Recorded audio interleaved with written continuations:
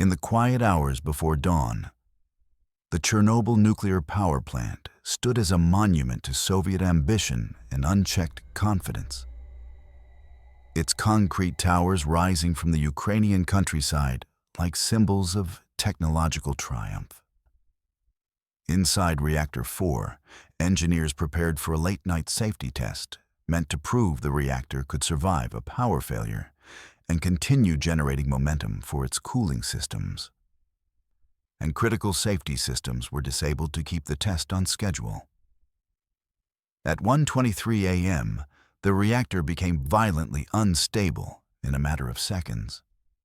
Control was lost almost instantly. A massive explosion tore through Reactor 4, blowing the lid off the core and exposing the heart of the reactor to the open air. Fire and graphite were thrown skyward as the building was ripped apart, releasing energy and radiation unlike anything the region had ever known.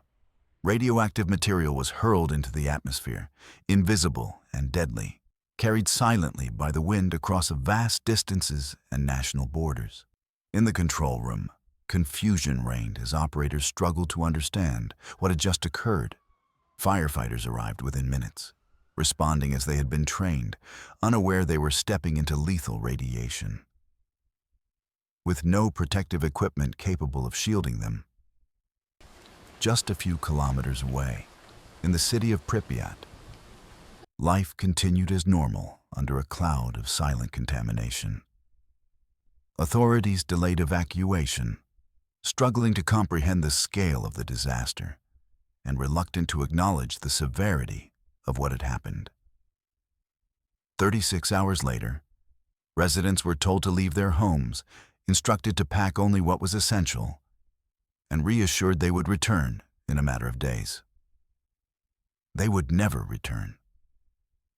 Pripyat was emptied in hours, transformed into a frozen moment of abandoned lives, where personal belongings and memories were left behind. As the danger became impossible to conceal, thousands of soldiers, miners, engineers, and civilian workers were mobilized to contain the catastrophe. Known as liquidators, they were sent into conditions few could survive, often with minimal information and limited protection.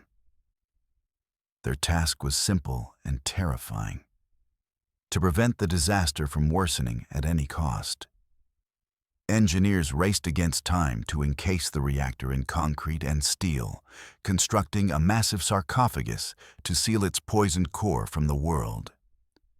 Entire regions were declared uninhabitable, and an exclusion zone was drawn where human presence would be restricted for generations.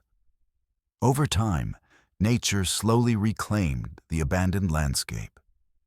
Forests grew through concrete, wildlife returned in surprising numbers, and the absence of people allowed ecosystems to flourish in unexpected ways.